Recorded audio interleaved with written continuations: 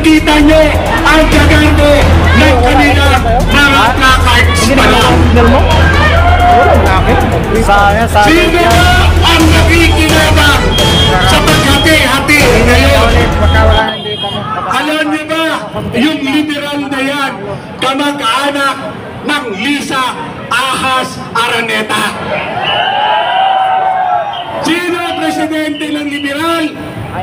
Mar Rojas Araneta. Yes, magising na kayo. Kaya sa mga pulis, mahiya kayo. Kayo ang mga aktivista sa amin na nagpapahirap sa bayang ito.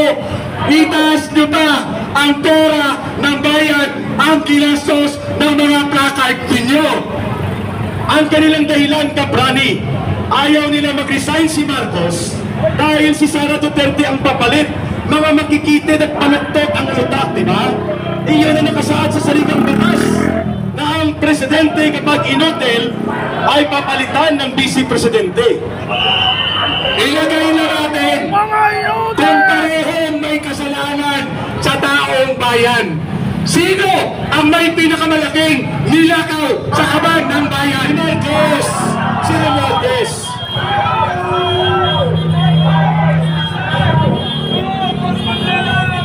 Hindi ibig sabihin na ikaw ay nakakangat sa edukasyon.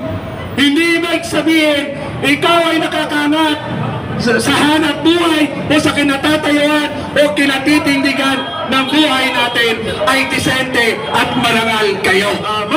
Karamihan na magdanakaw, yung pinakamagdanakaw sa nakatira. Si Saldico nakatira sa Valle Verde 6. Correct. Yung mga congressman sa nakatira, exclusive subdivision. Tama. Ito mga ito, dinamit ang mga ordinaryong bayan, ang ordinaryong taong bayan, yung party list nila. Tingnan nyo kung sino ang nakikinabang. Kaya, huwag po ninyong pigilan na maihayag ng mamamayan ang totoong saloobin. Ang paniningil ng daang bayan sa araw na ito ay walang iba kundi si Marcos at si Romualdez. Tingnan niyo ho, ang pagkain ng mga mahirap, lugaw. Ang sumisigaw ng hustisya, lugaw. Yung kanilang pagkain, magkano ang pondo na ginawa, na binigay ng kanilang party list na yan? Milyon-milyon! Nakaw pa rin yan. Mahiya kayo. Kala ko ba bawal sa simbahan ang magnanakaw? Kung nag-donate, pwede yun. Basta mag-donate ng nakaw, pwede pa rin. Bakit mas kinakanlan nyo yung may pinakamalaking nakaw sa bayang ito? Ayun, malaking tanong. Bakit ayaw nyo singilin si Marcos at si Romualdez? Bakit ayaw nyo papanagutin ang punong kriminal at punong salarin sa punot dulo ng pandarambong? Bakit tahimik kayo? Galit kayo kay Presidente Duterte dahil minumura kayo para magising kayo. Ngayon dahil galit kayo, kahit mas demonyo pa sa pinaka-demonyo si Marcos, kinakampihan nyo, pinoproteksyonan nyo, nasaan ang moral, spiritual obligation ninyo sa tao? Mga pari kayo, mga ipokrito. Yun po ang tinatawag na ipokrito. Ayaw nyo sa kunwari pumapatay ng mga kriminal, turokista at mga sindikato at kurap. Kaya ayaw nyo kay Duterte. Pero gusto nyo ang magnanakaw na nag-ahari para lamang tambungin at bulabugin ang pundo ng bayan. Pinapalakpakan nyo si Marcos at si Romualdez. Ano ang ginagawa nyo? Yung pinapatay ng mga adik, ng mga ordinaryong membro ng pamilya, pinagtatanggol pa ninyo.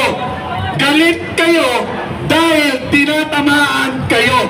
Nasaan na ang moral, spiritual obligasyon nyo, mga pare kayo?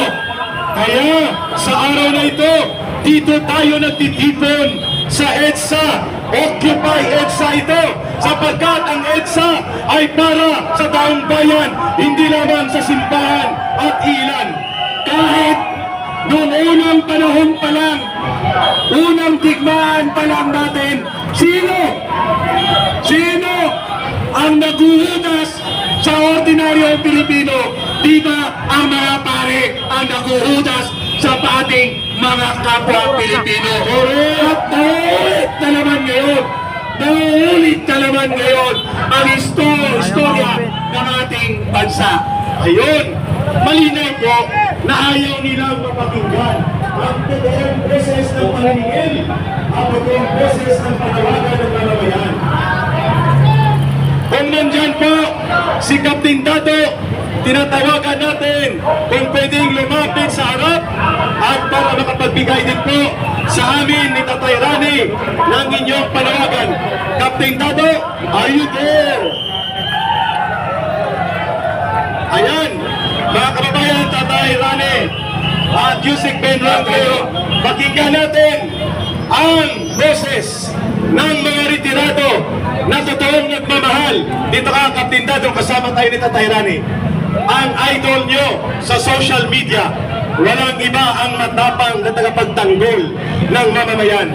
Si Captain Dato Enrique, PMA Class 1983, Baron of the Cadets. Ito po ang class baron nila. Go ahead, Captain Dato. Magandang hapon sa inyong lahat, tanghali sa inyong lahat. Alam ba ang pinaglalaban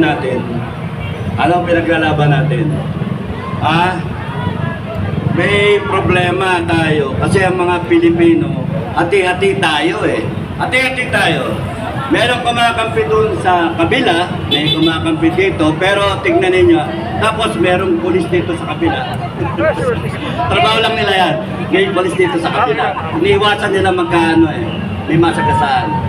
So, tingnan nyo, kanina parang nabibilad yung mga yan eh. Napanood ko. Hirap ang trabaho, no? Maraming salamat sa inyo, ha? Maraming salamat. Trabaho lang. Pero, lahat tayo Pilipino. Pilipino tayong lahat. Yung mga Pilipino na kinokonsente, yung ginagawa na mali ng gobyerno nato, hindi na tama. Maling mga Pilipino na yon. Mga walang kwentang Pilipino yon. Tama! Hindi tama! Yung nakawan tayo ng bilyon, trilyon. Hindi tama yon. Kung kayo, nakawang kayo ng kamag-anak ninyo, ng anak mo, papaluin mo. Nakawang mo, papagalitan mo. Kasambahay, nakawang ka, tatanggalin mo. Ama. Yung natatandaan niya yung nagdako ng mangga. Oo, nakulong. Yung matanda, 40 mangga, nakulong. Ito, bilyon. May makakulong ba? Wala. Meron. Pakukulong natin.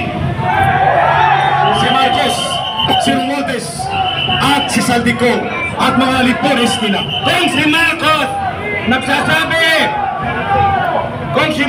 nagsasabi, nagsisimpatya siya, naintindihan niya ang taong bayan, intindihan natin siya.